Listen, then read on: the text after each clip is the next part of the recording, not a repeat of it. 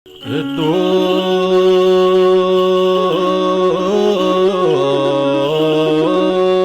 ቅዱስ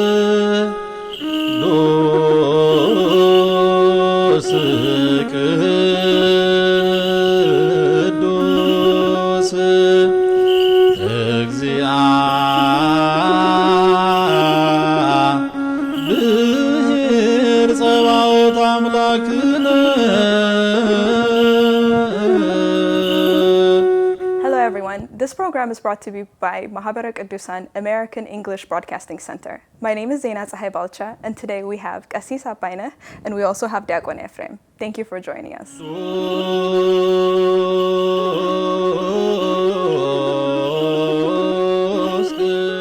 First we'll introduce Qasis Abbai and then we have Diakon Ephraim with us. Join Qasis Abbai, if you please introduce yourself. Thank you, and thank you for having me. My name is Abbaineh, Qasis Abbai. I've been serving in the church for the past 20 years around the DMV area. Yep. Wonderful. Diakon Ephraim, when you're ready, if you please introduce yourself. Thank you, Qasis and Zaina.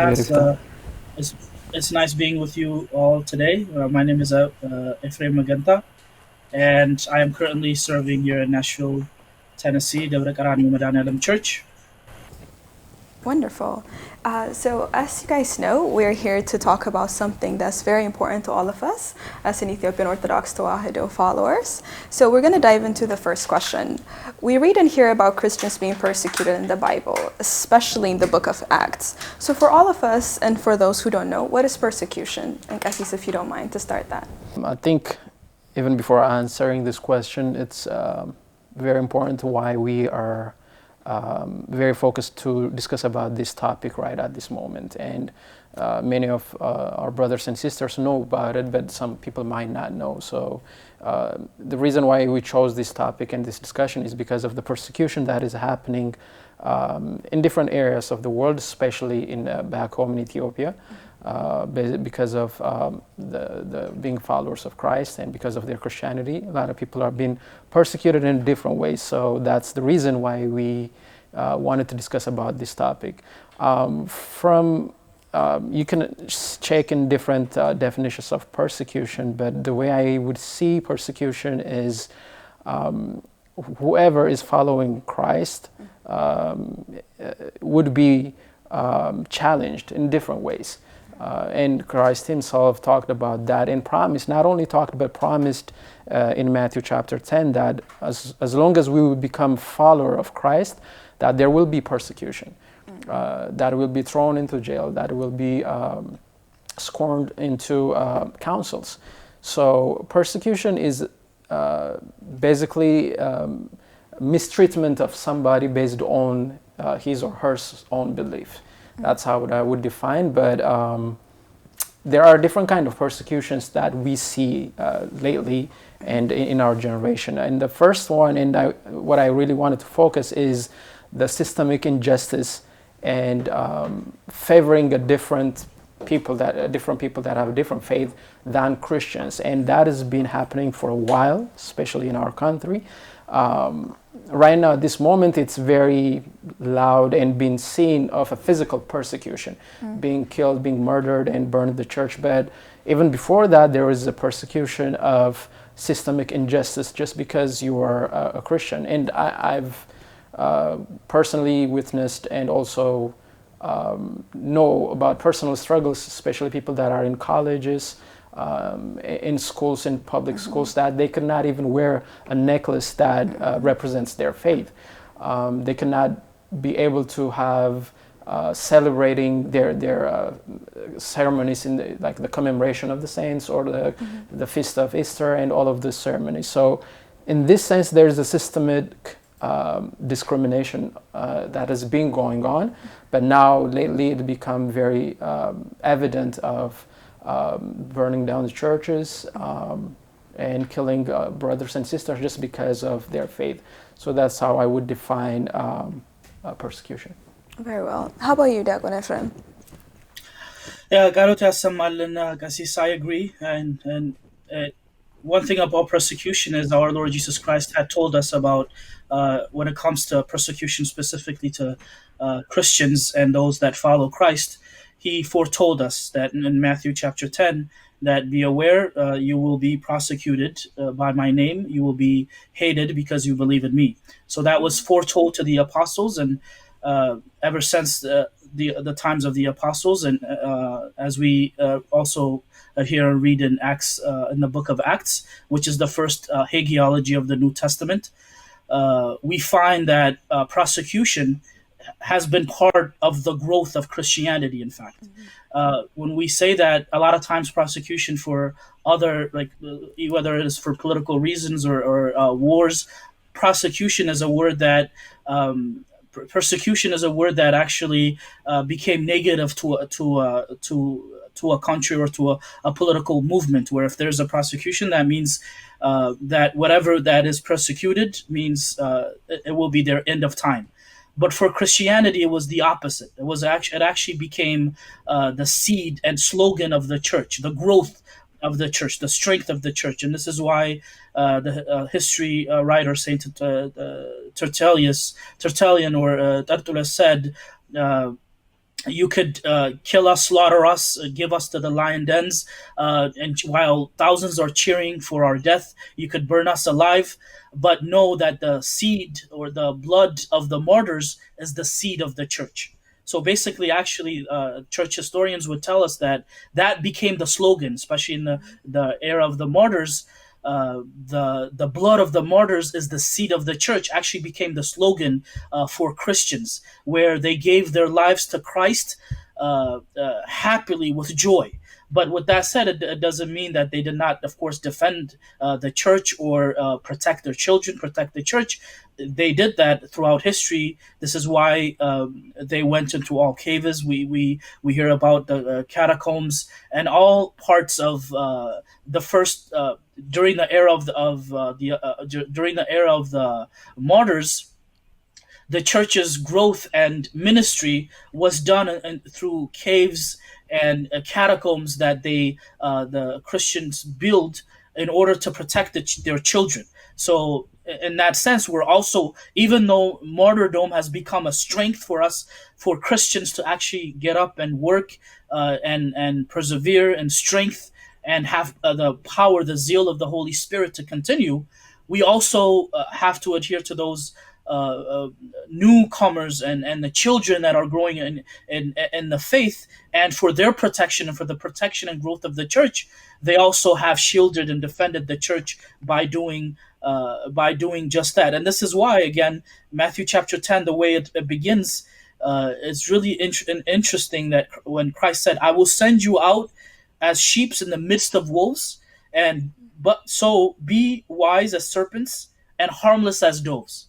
So this is basically the formula of how us Christians live here on this earth, where we are sent. The wolves is the persecution or the persecution of the world, but we are told to live like serpents, being aware and vigilant and protective of our faith and church and our children and our people, but also live harmless like doves. So it is these two things that we combine together to move forward. And like as he said, when we come back to what's going on right now, and specifically in Ethiopia, in Ethiopia has been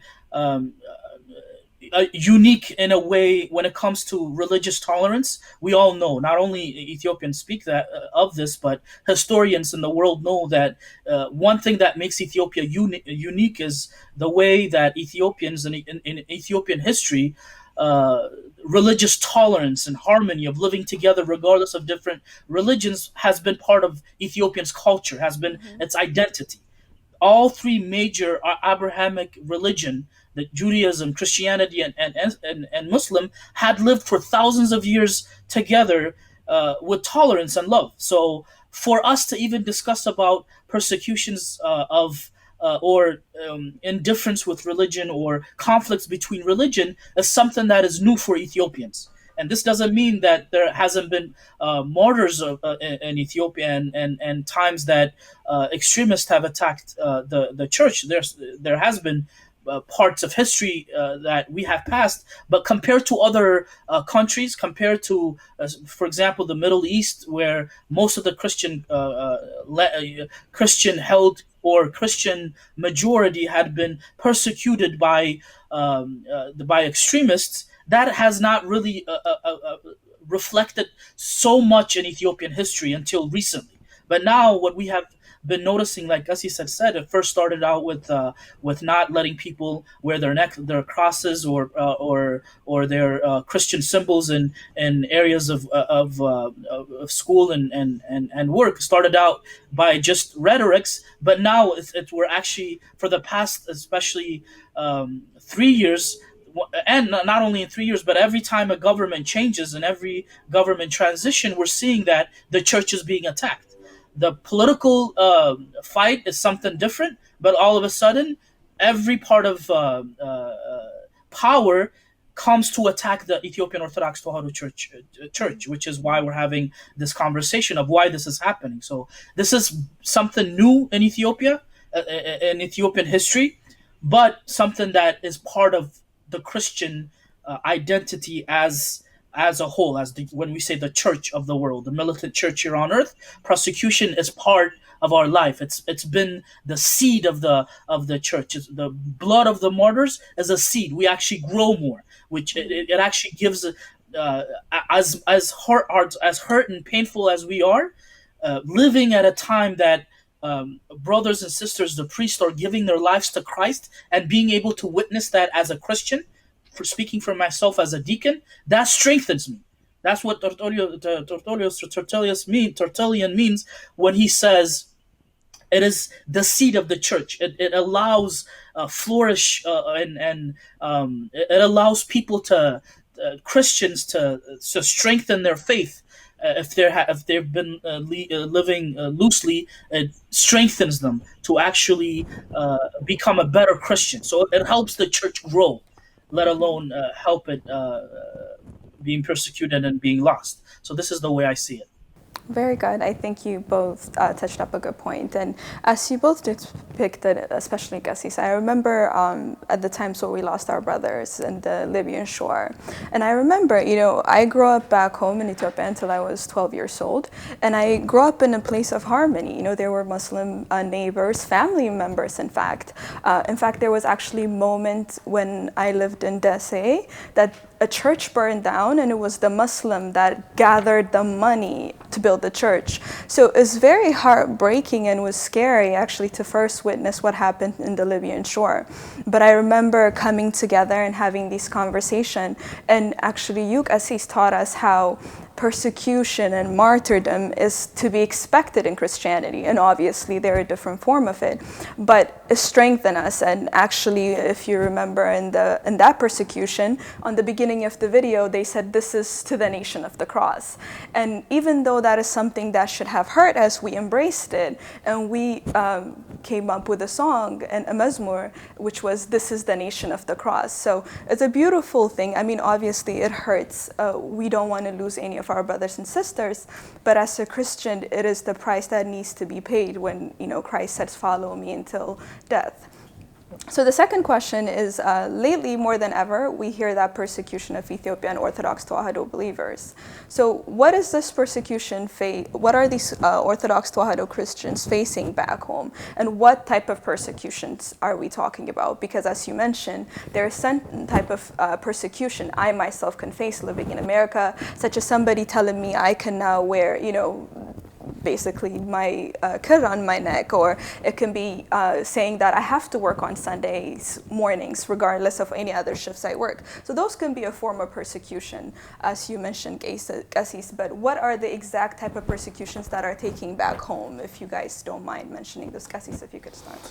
Yeah, I would mention some of it, but we can only mention the highlights of it.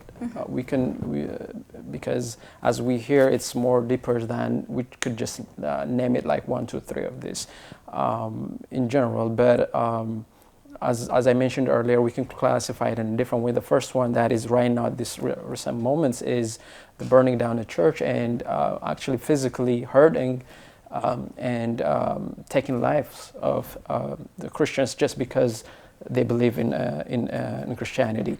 So that's the most highlighted one, and we've seen in the news a lot of churches being burned, and it really is disheartening from different venues that it is taken lightly.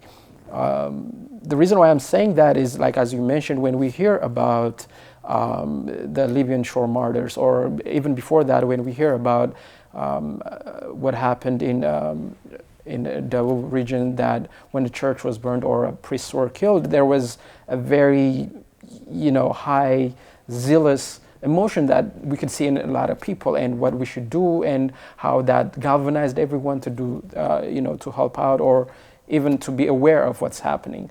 But as I feel like as a person, as a human nature, that when we see even violence, when we see it again and again, we become just numb to it. We will normalize it. And my fear is that, but right now it's happening again. That it used to happen in burning churches. There are a lot of Christians that have been settled and been protected within the church, that have been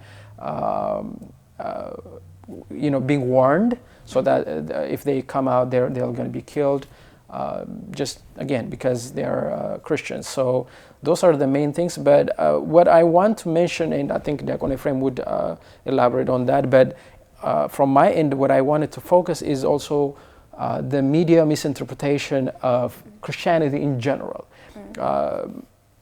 We may not see that much in back home Ethiopia. Maybe I'm diverting a little bit from your question, but in general, from every media, how Christianity in general is portrayed is making us to kind of lessen our faith, our rituals, our cultures.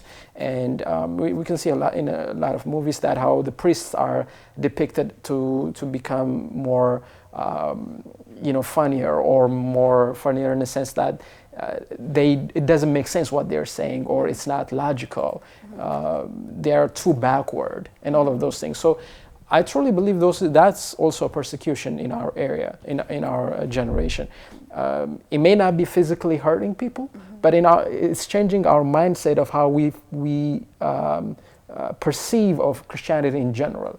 Especially for the young generation, when they grow up, it become hard to have faith of Christianity. Instead, like looking for an empirical evidence or why it's not this is not happening, and not to take that in faith, right? So I believe there is a media misinterpretation of Christianity in general. What we can name it in one sense is also persecution, but as I mentioned, the physical persecution of burning churches, killing individuals, hurting them, that has been happening. And one thing that I forget is also one of the persecution that I would mention is people not celebrating their own faith. For example, like Holy Cross celebrations, the Epiphany celebrations in areas that it used to be normal to celebrate, but now at this moment, no, those places are being taken away, so that people doesn't have anywhere to celebrate the big ceremonies of the church. So those are some part of the overall persecution that, in depth, if we could get in, there are many more that we can count on. Yeah, definitely, I can understand. I mean, church in America has been closed for like 4 months now, and we haven't had Qadase, there hasn't been any SNIG celebration, and that takes a toll on us, right? So because our faith is a unity, and if we come together in community, whether in worship, in service, and at least for those of us who are abroad, that part is taken away from us because of a pandemic that's affecting the world. But I can only imagine our brothers and sisters that are living in those situations, that they can't do that, not necessarily because of the pandemic, but because they're, wherever they live at the geographic location, they can't do that, and that's really disheartening. And I completely also agree with you with the media. I think a lot of shows like Family Guy and movies, right? We watch and we laugh about it, and they make shows and movies about Jesus and being funny, and we sit in a couch and we laugh about it, we joke about it,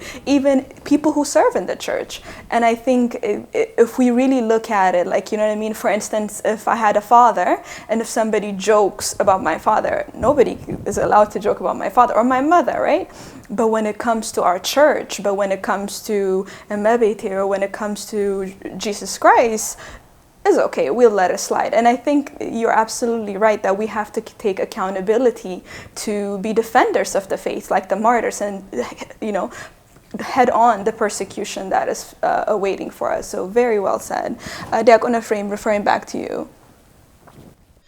Yeah, thank you, Zaina. So the way I see it, the question is, what's happening in Ethiopia right now, right? Some of the Correct. atrocities that happened. Yeah, what type of persecutions are taking place back Yeah. home? So right now, what's happening, especially just looking at what just happened recently, even in the past, right now after the killing or the murder of the artist Hachalu Hundessa, or even if we could look at it together abundantly with what's been going on ever since there was a transition of government starting from about 2.5 or 3 years ago. There are three. We've noticed that every church attack, every time there's Christian killings and burning of churches, we've noticed a trend, and this is starting from Jijiga as well, where there are three kinds of it's a well organized group that works well together, but except the third, only the ones that are actually doing the execution might not know that it's actually well organized. So there are three things that we've been noticing. The first ones are those that spread the rhetoric, the hate through their media. It could be on social media, Facebook, through posts, using their TV outlets or television, or the ones we call mainstream. They use, like you said, it could be with small jokes or rhetorics or hate speech, where gradually every time you hear these rhetorics and hate speech, basically people start to believe it, right? And those hate speeches include that the Orthodox Church had been the enemy of certain groups or certain ethnicities, or as they say, and I know most of us feel uncomfortable when we talk about these topics, but it's a must when we talk about what has been done. Is in their sense or in their interpretation of the Orthodox churches, they know that they cannot have people incite violence or come kill each other by saying Orthodox is your enemy. So they use the word like Neftanya, Amhara, where and it's a code for the Orthodox Church. It was them that abused you for hundreds of years, abused your people and took your land, and they are the problems. They're the ones that made you poor. So these are the hate speech. That's the first stage. So the second one is those that have organized themselves in a so-called party, but what they're basically are working towards is extreme ethno-nationalism, and their trend or their objectives is take that hate speech, use it for their own purpose, and plan out these persecutions, plan out these killings. And the third one is those that are executing, those that are 15, 14-year-old kids that have no idea of what, even let alone EOTC. They don't even know what, most of them have not, and some of them that we've even seen here in the United States have never even stepped foot in Ethiopia, let alone know the Ethiopian history. And even those that live in Ethiopia and are doing this, and they're given the name Kero, they are 14 and 15-year-old kids that are bought by money to go and kill their own brother. So we've noticed this ongoing trend, right? But at the end of the day, when they're asked, or when it comes out on the news, instead of actually saying, "Hey, the churches have been burned. It's been the persecutions that has been happening, or the killings is geared towards specifically the Ethiopian Orthodox Tewahedo Church." The mainstream media would just tell us the news as like an ethnic cleansing or ethnic clashes has happened in Ethiopia. And that has been the trend. Now it's kind of different. Now there has come a time, thank God, that even the government cannot hide the truth of that.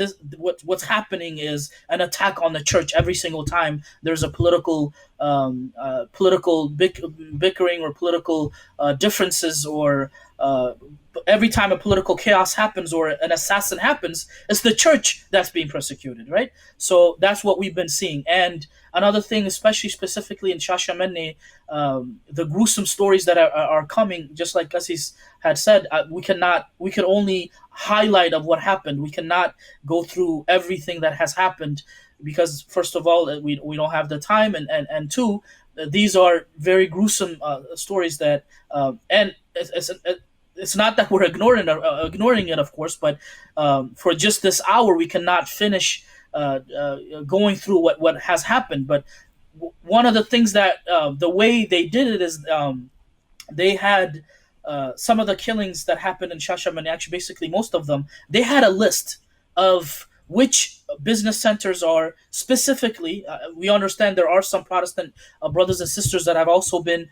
killed, and some some Muslim brothers and sisters that, just like we've heard in the story of Hutu and Tutsi, had hidden Orthodox Christians in their homes. They've also been a victim of this. But basically, these killers, or these people that came to burn business centers and churches, had a list of Christians, and there was a specific home that where they went and asked he's a Muslim father, he's an elderly father, and they told him to get a kale out, or this person that they have. Of course, they don't show the list, but they say, "We know this person lives here, and we need him to come out and face us." And the father goes, "That's my son. I won't let. I'm not. He has nothing to do with what you want, and he is my son." And they kept arguing back and forth. "Hey, that's not your son. We need him out." So this shows us that the ones on the ground doing the killings are not the actual perpetrators. The perpetrators are the ones behind the scenes that after the killings will come out and say, "Our endorsements or our condolence goes to Ethiopia, and we must do this and that," and use that as their political leverage for future gain of power. So that's what has been going on, and we must talk about. We have come in a time that we must talk about these things. I understand from the way we have lived as Ethiopians, let alone with and together with in harmony as brothers and sisters with all different ethnicity and language, but we've also lived like that with completely opposite religion of ours. And that's part of, again, the culture of Ethiopia.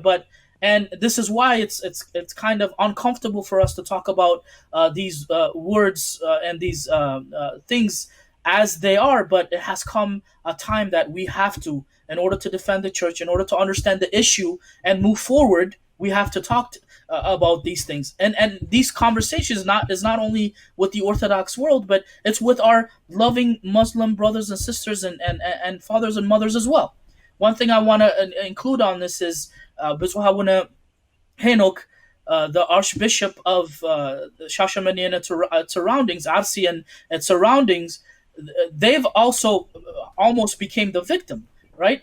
Before, it used to be only the deacons and priests and the parishioners that have been prosecuted, but now they're actually coming after the archbishops as well. And guess who saved them?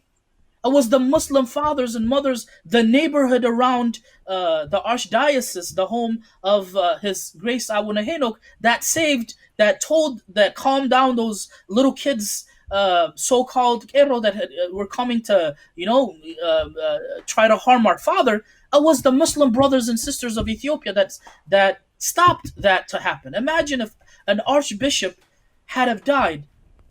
Imagine if anything had happened to our father, what kind of outcome that would bring, what kind of pain that would bring. So the solution is not only us talking about it, but it's also the majority of the Muslim brothers and sisters, the Protestants, the Orthodox, and every, basically not only Ethiopians, but if you're a human being, we must come together and conversate, especially Ethiopians, for a solution that this shouldn't happen.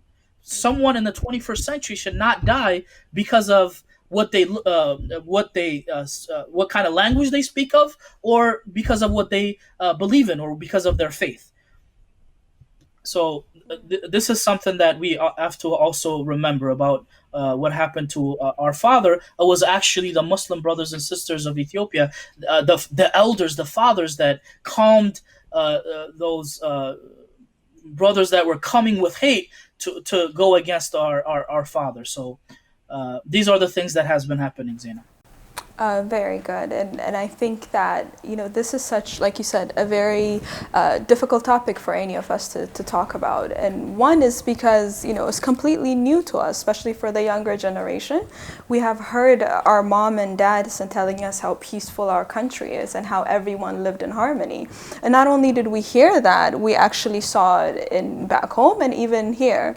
So I think it's very important, I think in what you were saying, Diakon Ephraim, is that it's very important not to overgeneralize, right? So when you're saying there are, very extreme religious groups that attack the church, there are loving, other part of the church, like for instance the Muslim group, and even within the Protestant church, that actually mean well, that are also, want the church to prosper and have good hearts. So I think for the people that are going on social media and other things and overgeneralizing and saying this ethnic group is this and the other one is that, I think that's where we go wrong, overall, because there's good in all and there's bad in all, you know what I mean? So I think it's a good thing that you depicted in those important topics, but it's also important to realize that there are people, maybe who want political change in the country, and those people should not be necessarily categorized with the group of people that are causing violence back home, because there's a difference between what they want politically and what their faith stands for. And I think one of the things that's trending in social media is that you either have to be A or B. If you're from this ethnic group, then you must follow this religion, and if you're not if you're with them, then you're not with us. Like the open communication that needs to take place within our generation, within the clergy members back home and here, has really not been happening for years. And I'm glad that these platforms are opening up so we can clear misconceptions and learn from one another as we move forward. So following up with that question, can you please, Assis, it sounds like from even what Diakon Ephraim was saying, that there seems to be one ethnic group that is represented by the Ethiopian Orthodox Tewahedo Church. And it seems like the recent attacks, from what's being publicized from the back home news outlets or those what we will be hearing, is certain people from that ethnic group that's been targeted. So one, I want to know what that is about and what the origin of that problem is. It's a very good question, and maybe we may not be able to address the whole thing in a very short time, but just to touch up a little bit of the ideas is I wanted to emphasize on the spiritual aspect of things first. The origin of everything, every division, every fight, every quarrel, every anger, every malice, all of those things, is we need to understand that's from the devil. And I really wanted to focus on Revelation chapter 13 when St. John prophesied about the serpent or the beast. And he would mention saying that the beast would fight everyone who's following Christ and the righteous in the sense. And it's this time that he's actually officially waged a war on people that are following Christ. So in a practical sense and a very realistic sense, our brother Diakon Ephraim depicted it like in step by step what has been happening. But the maestro, or the one who's in the background, who's running all those things, And doing this, we should not forget that it is from the devil. Even if the devil is, conveying and making them to do, even those that are in power and everything, to do such hateful things. But we need to focus that it is the devil.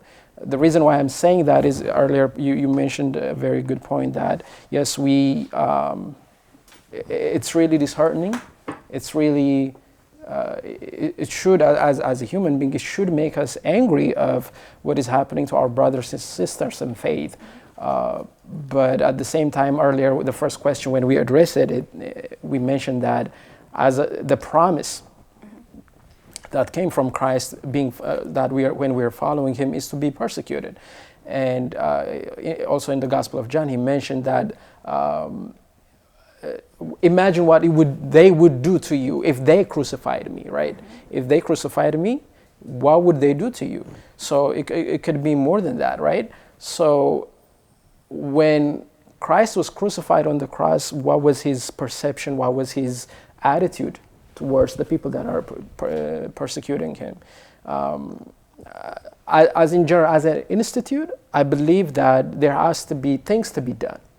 But as a Christian and as a spiritual person that is pursuing salvation in this world, what is our perspective to be in this sense?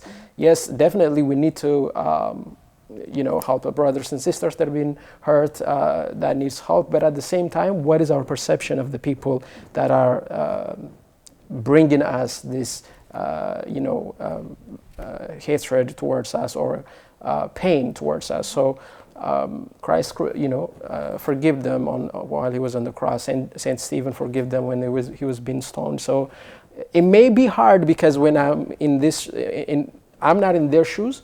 So I might not feel the same type of way, and it's totally understandable. But as St. Paul says, we see Christ in the end goal, right? So we should strive to be like him. So when we have time to settle down and then think, I think that's the way that we should think about any people that are persecuting. But having said that, I believe the origin of persecution overall is the deception of the devil. I truly believe in that, and biblically we can attest to that. But in addition to that, the other part of if we go a little further, I also think it's a political reason, has something to do with the origin of such persecutions. And this is not only, as Diakon Ephraim mentioned, and as you mentioned also, this has not happened only on our era, this generation. If we go way, way back into the councils of the church, right, the division of actual Christianity has in some way there is the interference of politics. It could be the monarchs, it could be kings, it could be whatever government. But when there is a personal, a carnal or a physical desire or to direct the faith into one direction, that would bring the people that are on the ground, which are just the followers of Christ, the flocks of God, to be persecuted. So I truly believe the first thing is, the deception of the devil that works through different people to do such malice work. But at the same time, any kind of political interference in the actual faith in Christ brings division and brings persecution to the followers of Christ. Very well. And you're absolutely right. I think if you've been hurt so much, it's very easy to be upset and to want some sort of payback. I mean, I personally, watching those videos that's been released from Shashamene and all those things, and within my heart, I felt hatred, building up, And after that, I really had to calm down and meditate to realize that this person who's walking around and killing is also the child of Christ, right? So even though it's hard, we have to try our best to kind of forgive each other and to understand that behind all these wrong things is misconception. if I grew up in a family that taught me the wrong things, if I grew up in a society that did not actually depict the true history, or didn't give me a platform to discuss, you know what I mean? As a child, if I'm asking one question and if my parents are telling me to hush instead of to tell me the truth, then how, as being a young person, like you were talking about those young kids who are 14 and 15, how can people that are my parents' age, like, you know, think about my mother who's in America and, you know, sitting in her sofa and saying bad things about these 14, 15 years old. But behind those 14, 15 years old, there's a lot of things that we need to take into perspective. And I think if what unites us is Christ, and if we call ourselves our Christians, more than our political identity, more than our ethnic identity, more than you calling yourself an Ethiopian, an Eritrean, Egyptian, whichever country you belong to, I think our sole identity needs to be in Christ. And I think is when we miss that focus that we kind of start hating each other and pointing fingers and wanting, you know, a hand for a hand, like, you know, you killed my mother, then I'm coming for yours type of attitude comes. So it's very true. So Diakon Ephraim, coming to you to follow up with your questions. So why do you think that this one ethnic group is being targeted as in part of the Ethiopian Orthodox Tewahedo Church? And moving forward, why do you think, what can we do about this?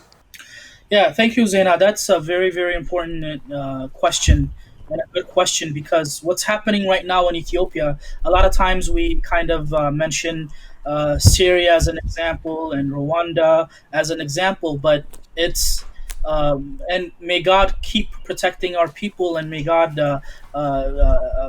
help us and to persevere this time and pass this time. But it's what's happening right now in Ethiopia, or what's being perpetrated, or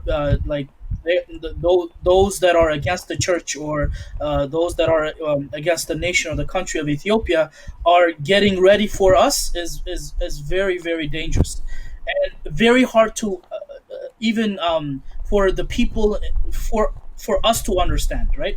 So the reason I say this is what's happening right now is two forces that are completely opposite of each other, both with ideology and way of life, have come together to be against the church. And I'll explain what that means. Two forces, right? The first force is those that are trying to gain political power, and they're affiliated with the different various political parts, or political parties. That's not what matters, but they are extreme ethno-nationalists that believe that Ethiopia has to be led by ethnic-based parties or ethnic-based politics, and their number one enemy is the Orthodox Church. Why? Because they believe that it's the Ethiopian Orthodox Tewahedo Church that kept that unity of Ethiopia, right? Their way of translate or interpreting unity of Ethiopia is, of course, different than what's actually on the ground, because what EOTC has done when we say unity of Ethiopia is, I mean, I don't want to make this longer than it is, but when we even see a lot of Ethiopian Orthodox Tewahedo faithfuls or parishioners, mi'menan, with of various different ethnicities, when they come to Christianity, the church doesn't change their names. There's a lot of, for example, I'm from, even though I don't believe in, and I belong in one tribe in Ethiopia, or one ethnicity. If I'm going to go with what's the current way of defining tribe or ethnicity, I'm from the Oromo tribe, right? The Oromo ethnic. So, and even for starting from my name, Magenta is not a Christian name. It's in both Oromo and Hadinya, the words together. That means peace, and giving someone peace, and also thanking God. And Oromo, and the Oromo language, it means thanking God, or glorifying God, or kind of like saying Amlakewe, or Oh Lord, or Oh my Lord. But in Hadinya means giving someone salamta, or peace be to you. So these, when my father, when Magenta came to Christianity didn't change his name. It didn't change his language. The church accepted them with their culture to the faith. That's how it's been. Like Father Cassis Abba had told us, since the beginning, the first gift that the Holy Spirit had given the apostles is the ability to speak more than 72 languages, because the word of God, the gospel of the heavens, the word of God should and will be spread in every language to every nation. That's what the church stands for. It's for everyone. But when we see, honestly, compared to other religions that changes their name, changes their culture, the very fact that they're accusing the church of changing people's identity or language or culture is completely false. But these forces, these political forces, would use those rhetorics to say that the EOTC had taken your culture, taken your identity, and why? When we ask why, the true reason is because Ethiopian Orthodox Tewahedo Church, the way the Orthodox Church, pretty much the system of the church is completely opposite to what their ideology of their political ideology. So they had to come against the Ethiopian Orthodox Tewahedo Church, because they're, at the end of the day, what they want is to shatter Ethiopia with its own tribes for their own political gain. And this is what the true fact is. The second force is those that we have mentioned, those that are religiously extremists. These religious extremists honestly don't care about ethnicity. This is why we've seen Oromo victims, Tigray victims, Amhara victims, all parts of ethnic victims, but they happen to be Christians. For these religious forces or extreme Muslims in Ethiopia, this is very unfortunately sad for me to even use this word, because that's not how it's been in Ethiopian history for many years. But now that kind of sign of extremism is coming to Ethiopia. So what they're doing is, even though they're not really in line and they don't care about ethnicity, these two forces have the same enemy, and they believe that EOTC is their enemy. The other part, for their religious purpose or their objectives is that the Ethiopian Orthodox Tewahedo Church is the main reason that the nation of Ethiopia's majority of Ethiopians are Christians. So they want to stop that, and they want to convert people by killing them, right?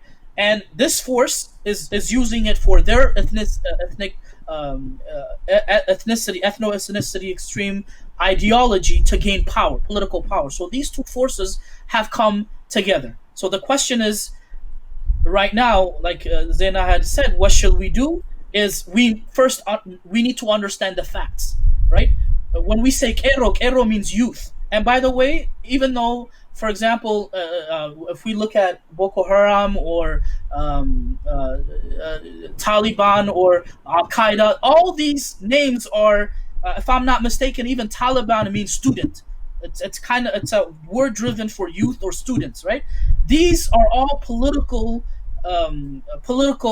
organizations that are actually have an entity, have a leader. When it comes to the Kero, it's a loose name, right? They're only using it. Those two forces are using the name only to advance their agenda. And like we said, and like we mentioned, it is these 14 and 15-year-old young innocent kids that are dying on behalf of something that they don't even understand.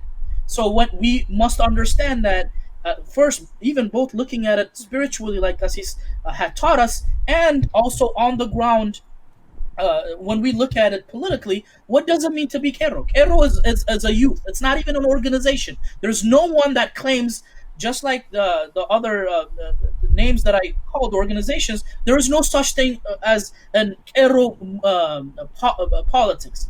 Kero means youth and Oramenya. So this could mean there's white Kero, black Kero, there's Amara Kero, there's Tigrenya Kero. There's no specifically only one ethnicity Kero. But they're using that as a shield because they understand Ethiopia is not a nation, or they will not find one soul in Ethiopia that will get up and kill their brother because of religion. That's not how Ethiopian identity and culture works. So what they do is they use ethnicity, right? They use ethnicity, and they use these so-called words, for their code, Neftanya or Amhara, as a way of saying, but their code is the Orthodox Church, right? And so they took your land.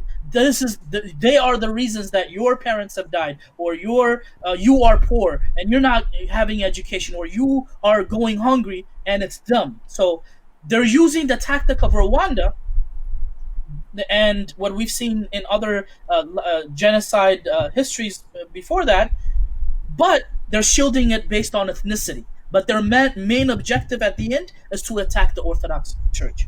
And when we say this, this is why we keep saying that in this conversation, all backgrounds of Ethiopian backgrounds, whether they are Muslim, whether they're Islam, whether they are Protestant, believers or non-believers, they must understand, if they consider themselves Ethiopia and they want a country, and they want to leave a country peaceful for their children and for the next generation, they must be part of this conversation with us, and be the ones to bring solution for our country. So basically, that's what's happening. In the way I see it, is these two forces that are bringing all this pain to the church, and what we're seeing in Ethiopia. And how are we going to, what I think should be done?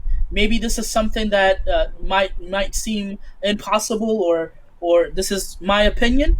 As an Ethiopian Orthodox Tewahedo Church, speaking for my fathers, speaking for my Holy Synod, and we all know, when we say Orthodox Hagernat, as the Prime Minister had said, when we say the Orthodoxy is a nation, this means that it's not as and we're not definitely not saying, as some of the enemies of the church are saying, are you saying the country is only for Orthodox? No, our history is not what it tells us otherwise. It tells us that it's a nation that had accepted every religion and tolerant of all religions, and at times that no country in the world were tolerant to other faiths except their own. So that's not even part of the debate. But when we say Orthodox as a nation, we're saying Ethiopian Orthodox Tewahedo Church has contributed more than 95% of Ethiopians' history since its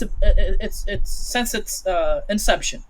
This means we are part of the country nation building part of Ethiopia. So as EOTC, as the Holy Synod, we need to condemn a party that exists in Ethiopia based on ethnicity.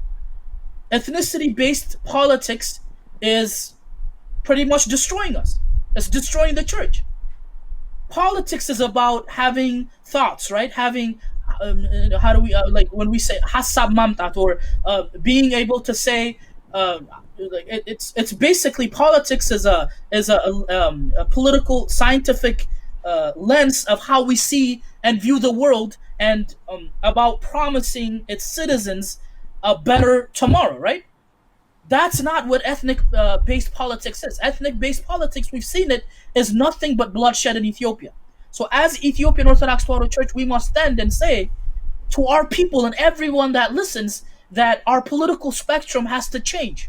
It has not. We need to stop politics again and again that is centered around based on ethnicity. It should be based on scientific facts, scientific way of bringing a better life for citizens of Ethiopia, instead of having a political, gaining a political power based on ethnicity. And that's what we see here in the United States. We don't see the NAACP, for example, one of the biggest entity that stands for African American rights. They are a well-organized, strong, powerful entity that exists, organization that exists in the United States, but they're not a political force. They don't run for office. They don't do that. They could be part of a political party, but they're not a party itself. So we could have organizations that could stand for the rights of ethnic groups, but we shall not and cannot keep having a country that its political life is led by ethnic based politics. And I believe the Ethiopian Orthodox Church, as a body, as an entity that exists in Ethiopia, and as the biggest contributor of Ethiopians' livelihood, we must stand and preach this to the world, preach this to Ethiopia, and I believe a lot of our problems would be gone. And at the end of the day, there will always be persecutions in the church, like we've mentioned. But as a country like Ethiopia, uh, and at a time that we must save our unity, this must be the route that we need to go. So thank you, Diakon Ephraim, for that.